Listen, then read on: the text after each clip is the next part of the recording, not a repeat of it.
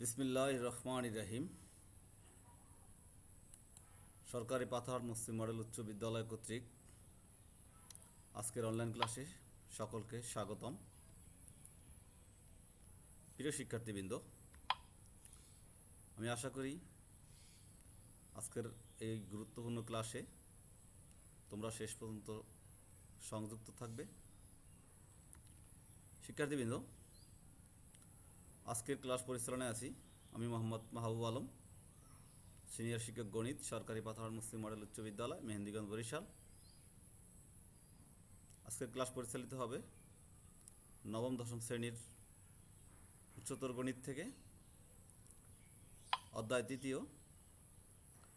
প্রিয় শিক্ষার্থীবৃন্দ, তোমরা উপরের আমাদের এই স্লাইডে দুটি চিত্র লক্ষ্য করতে পাইতেছ। ভালোভাবে চিত্র দিয়ে তোমরা খেয়াল করো। আমরা প্রথম চিত্রে দেখতেছি একটা লম্ব, ইএফ রেখার উপরে ও এস লম্ব, আর পরবর্তী চিত্রে এই লম্বর একটা অভিক্ষেপ আছে। তাই আমাদের আজকে আলোচনা হবে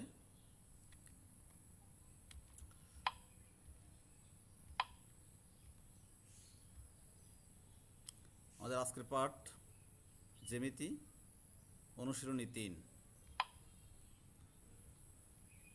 আজকের পাঠের শিখন ফল লম্ব অভিক্ষেপ কী তা বলতে পারবে, লম্ব অভিক্ষেপ সম্পর্কিত সমস্যার সমাধান করতে পারবে। শিক্ষার্থীবৃন্দ, তোমরা এখানে স্লাইডে দুইটা চিত্র দেখতে পাইতেছো, যেটা আমি একটু আগেই তোমাদেরকে দেখিয়েছিলাম। প্রথম চিত্রে দেখো, ও বিন্দু হতে ইএফ রেখার উপর ওএস একটা লম্ব। তাহলে এখানে ইএফ রেখার উপর ও বিন্দু লম্ব অভিক্ষেপটা হবে কে? ইএফ রেখার উপর ও বিন্দুর লম্ব অভিক্ষেপ হবে এস। আবার দেখো তদ্রূপ দ্বিতীয় চিত্রে এবি রেখা, এখানে এবি রেখাটা তোমরা দেখতে পাইতেছো। এবি রেখার এ বিন্দু হতে পিকিউ রেখার উপর এম লম্ব টানা হয়েছে। এবি রেখার এ বিন্দু হতে পিকিউ রেখার উপরে লম্বকে এম, এবং বি বিন্দু হতে, খেয়াল করো, বি বিন্দু হতে পিকিউ রেখার উপর লম্ব হলো বিএন। তাহলে দুইটা লম্ব, এ বিন্দু হতে এম এবং বি বিন্দু হতে বিএন। সুতরাং তাহলে পিকিউ রেখার উপর এবি রেখার লম্ব অভিক্ষেপটা হতে পারে কে? M N. যেহেতু আগের একটা নির্দিষ্ট বিন্দু ছিল এস, এটা হলো একটা লম্ব, ও এস রেখার উপর লম্ব বিন্দু হয়েছে অভিক্ষেপ হলো এস, আর দ্বিতীয়টা যে দুইটা বিন্দু এ এবং বি, তাহলে এখানে এ এবং বি, খেয়াল করো, এ এবং বি বিন্দু থেকে এম এবং বি এন লম্ব, একই রেখা পিকিউ উপরে, এক্ষেত্রে লম্ব অভিক্ষেপ হলো এম এন। প্রিয় শিক্ষার্থীবৃন্দ, আমরা এ পর্যায়ে লম্ব অভিক্ষেপের একটা সংজ্ঞা জেনে নেই।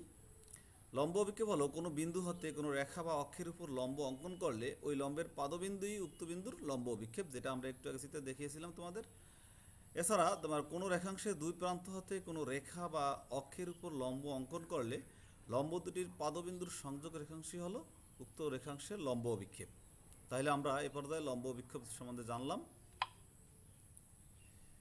শিক্ষার্থীবৃন্দ, এ পর্যায়ে আমরা জানব আমাদের তৃতীয় অধ্যায়ের প্রথম যে উপপাদ্যটা আছে সেটার থিওরিক্যাল ম্যাটারটা। দেখো, স্থূলকোণী ত্রিভুজের স্থূলকোণের বিপরীত বাহুর উপর অঙ্কিত বর্গক্ষেত্র ওই কোণের সন্নিহিত অন্য দুই বাহুর উপর অঙ্কিত বর্গক্ষেত্রদ্বয়ের এবং ওই দুই বাহুর যে কোনো একটি ও তার উপর অপর বাহুর লম্ব অভিক্ষেপের অন্তর্গত আয়তক্ষেত্রের দ্বিগুণের সমষ্টি সমান।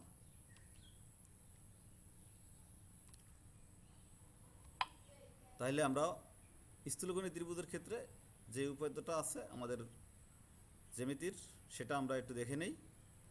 আমরা এটা প্রমাণ করব। এখন দেখো, আমাদের এখানে একটা ত্রিভুজ আছে, ত্রিভুজ এ বি সি। এখানে সি কোণ হচ্ছে আমাদের স্থূলকোণ, অর্থাৎ ত্রিভুজ এ বি সি এর কোণ এসিবি কোণটা হলো কি? একটা স্থূলকোণ। এবং বিপরীত বাহু দেখো, বিপরীত এই সি কোণের বিপরীত বাহু হলো এখানে এ বি, আর সন্নিহিত বাহুদ্বয় আছে কে কে? এসি এ বি হচ্ছে আমাদের বিপরীত বাহু, আর সন্নিহিত বাহুদ্বয় আছে এসি এবং বিসি, যেহেতু সংলগ্ন। আর এসি রেখার লম্ব অভিক্ষেপ হচ্ছে এখানে কি? সিডি। এসি রেখার লম্ব অভিক্ষেপ সিডি। তাহলে আমাদের এক্ষেত্রে প্রমাণ করতে হবে কি? বিপরীত বাহুর বর্গ অর্থাৎ এ বি স্কোয়ার সমান এর অপর সন্নিহিত বাহুর বর্গ অর্থাৎ AC square plus BC square আর সন্নিহিত যে কোনো এক বাহু এবং লম্ব অভিক্ষের সমষ্টির দ্বিগুণ, অর্থাৎ একটা বাহু আমাদের যেহেতু সিডি আমাদের এখানে লম্ব অভিক্ষেপ, এর সংলগ্ন বাহু আছে বিসি, তাহলে আমরা এখানে নিতে পারি 2 × BC.CD। তাহলে আমরা এই জ্যামিতিটা প্রমাণ করতে পারবো। প্রিয় শিক্ষার্থীবৃন্দ, আমরা দেখি এখন প্রমাণটা আমরা করি। প্রমাণ, এখানে ত্রিভুজ এ বি ডি এর কোণ ডি কিন্তু সমকোণ। কোণ ডি কি সমকোণ। তাহলে এক্ষেত্রে আমরা পিথাগোরাসের উপপাদ্য অনুসারে জানি যে পিথাগোরাসের উপপাদ্যে কি বলা আছে, সমকোণী ত্রিভুজের অতিভুজের উপর অতিভুজের বর্গের সমষ্টি এর অপর দুই বাহুর বর্গের সমষ্টির সমান। তাহলে আমরা দেখি এখানে এডি যদি এই ত্রিভুজ এ বি ডি এর এডি কোণ ডি যদি স্থূলকোণ হয়, তাহলে এখানে অতিভুজটা কি এবি, তাহলে এবি স্কোয়ার সমান AD square plus BD square. তাহলে আমরা এখান থেকে এডি স্কোয়ার প্লাস এই বিডি যে বাহুটা আছে, বিডি কিন্তু দুইটা বাহুর সমষ্টি, একটা হলো বিসি আর একটা হলো সিডি, অর্থাৎ বিসি প্লাস সিডি। তাহলে আমরা লিখতে পারি BC plus AD square plus BC plus CD whole square. তাহলে AD square plus BC plus CD আমরা হোল স্কোয়ার সূত্র, A plus B whole square সূত্র করতে পারি, BC square plus CD square plus twice BC into CD. এটা আমরা পাইলাম কি বরাবর বললাম এ বি স্কোয়ার, অর্থাৎ এ বি স্কোয়ারের সূত্র আমরা এখানে ভাঙিয়ে পেলাম AD square plus BC square plus CD square plus 2BC into CD. আবার ত্রিভুজ এসিডি এ কোণ ডি স্থূলকোণ, এখানেও কিন্তু কোণ ডি স্থূলকোণ। এক্ষেত্রে আমরা পিথাগোরাসের উপপাদ্য প্রয়োগ করে পাই এসি স্কোয়ার সমান AD square plus CD square. সুতরাং তাহলে আমরা এই সিডি স্কোয়ার সিডি স্কোয়ার আমরা প্রথমে যে জিনিসটা পেয়েছিলাম আবার একটু খেয়াল করে নিই, এবি স্কোয়ার সমান AD square plus BC square plus CD square plus twice BC into CD. সে কথাটা আমরা আবার লিখলাম। এখানে আমরা দেখে নেই যে এসি স্কোয়ারের মান কি হয়। এসি স্কোয়ারের মান হলো এডি স্কোয়ার প্লাস সিডি স্কোয়ার। তাহলে আমরা এখানে আগের যে এবি স্কোয়ারের সূত্রটা ভাঙাইছিলাম, লিখছিলাম যে AD square plus BC square plus CD square plus twice BC into CD. তাহলে দুইটা রাশির মান বর্গের সমান এ বি স্কোয়ার, এই জন্য AD square plus CD square আমরা একত্রে আনলাম, আর থাকে plus twice BC into CD plus BC square তো আছেই সাথে। তাহলে এডি স্কোয়ার প্লাস সিডি স্কোয়ারের মান হলো কি এসি স্কোয়ার, আর বিসি স্কোয়ার তো আমাদের আছে plus twice BC into CD. প্রমাণিত, একেবারেই সহজভাবে জ্যামিতিটা প্রমাণ করলাম। কীভাবে প্রমাণ করলাম দেখো, আবারও তোমাদের ধারণা দিয়ে দিই সংক্ষেপে। এখানে ত্রিভুজ এসিডি ত্রিভুজ এ বি ডি এর স্থূলকোণ হচ্ছে কোণ ডি। এক্ষেত্রে AB square plus AD square plus BD square, আবার বিডি স্কোয়ারের পরিবর্তে লিখলাম BC plus CD whole square. তো সেখান থেকে বাংলায় পাইলাম এবি স্কোয়ার সমান AD square plus BC square plus CD square plus twice BC into CD. আবার ত্রিভুজ এসিডি এ কোণ ডি স্থূলকোণ, এক্ষেত্রে পেলাম এসি স্কোয়ার সমান AD square plus CD square. আবার এডি স্কোয়ার প্লাস সিডি স্কোয়ারের জায়গায় আমরা যদি এসি স্কোয়ার বসিয়ে দিই, তাহলে AC square plus BC square plus twice BC into CD. সুতরাং আমাদের প্রমাণ করার কথা ছিল যে এবি স্কোয়ার সমান AC square plus BC square plus twice BC into CD, সেটা আমাদের প্রমাণ হলো। অর্থাৎ স্থূলকোণী ত্রিভুজের ক্ষেত্রে আমরা প্রমাণটা করতে পারলাম।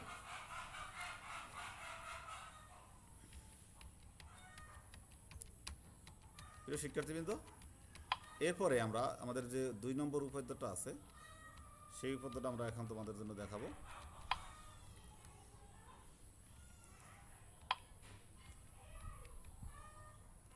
অর্থাৎ সেটা হলো সূক্ষ্মকোণের ক্ষেত্রে যে কোনো ত্রিভুজের সূক্ষ্মকোণের বিপরীত বাহুর উপর অঙ্কিত বর্গক্ষেত্র ওই কোণের সন্নিহিত অন্য দুই বাহুর উপর অঙ্কিত বর্গক্ষেত্রদ্বয়ের সমষ্টি অপেক্ষা ওই দুই বাহুর যে কোনো একটি ও তার উপর অপর বাহুর লম্ব অভিক্ষের অন্তর্গত আয়তক্ষেত্রের দ্বিগুণ পরিমাণ কম।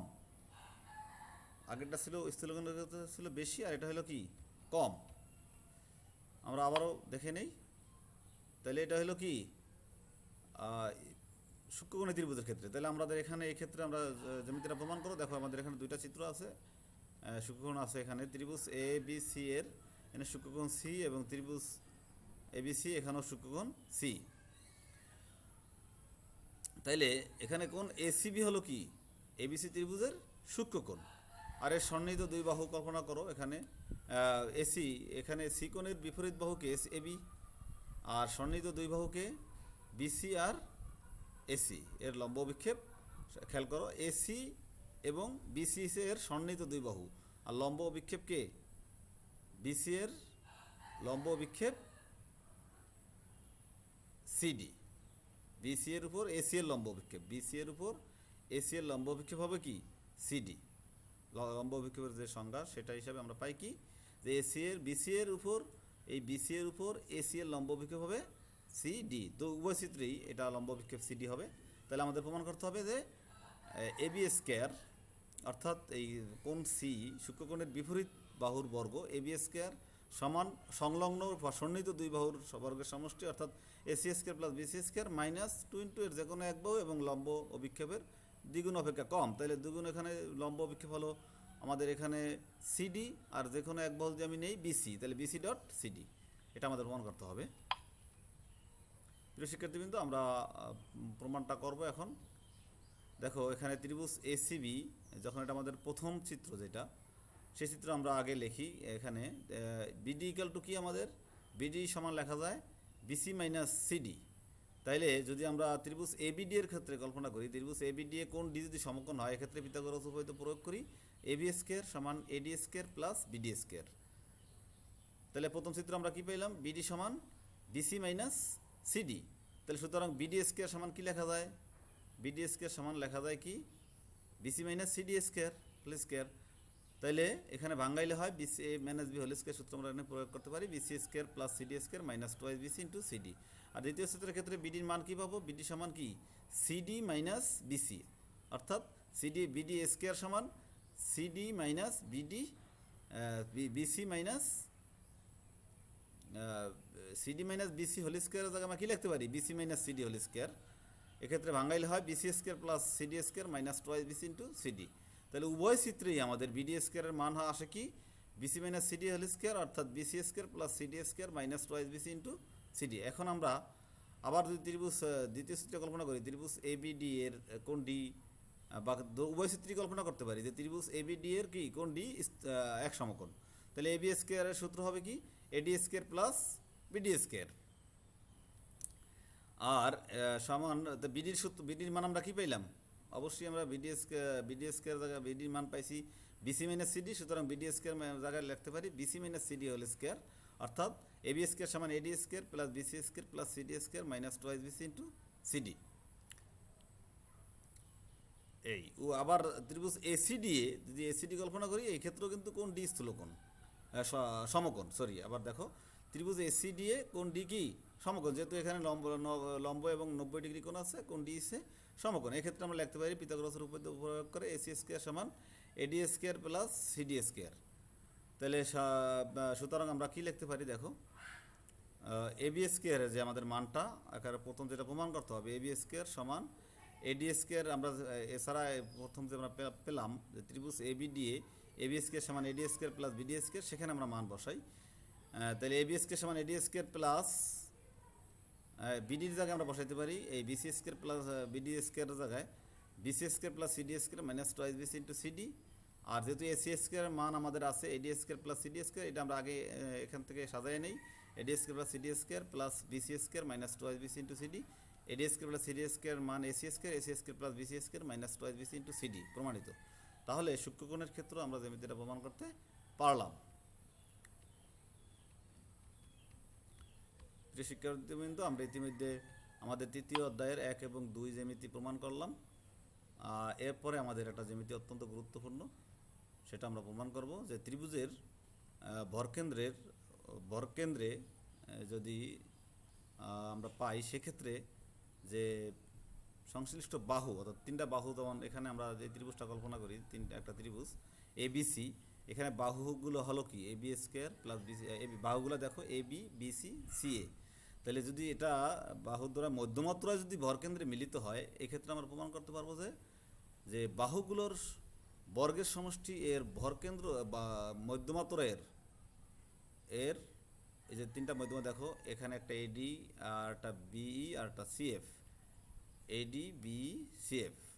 তা ভরকেন্দ্র থেকে বাহুগুলোর দূরত্ব, যেটা কৌণিক দূরত্ব, তার বর্গের 3 গুণের সমষ্টির সমান, এটা আমরা প্রমাণ করব। অর্থাৎ AB square plus BC square plus AC square সমান 3 ইন্টু জি, এখানে জি কিন্তু ভরকেন্দ্র আছে, এই ভরকেন্দ্র জি এর সাথে আমরা এ দেই G A square plus G B square plus G C square, এটা আমাদের প্রমাণ করতে হবে।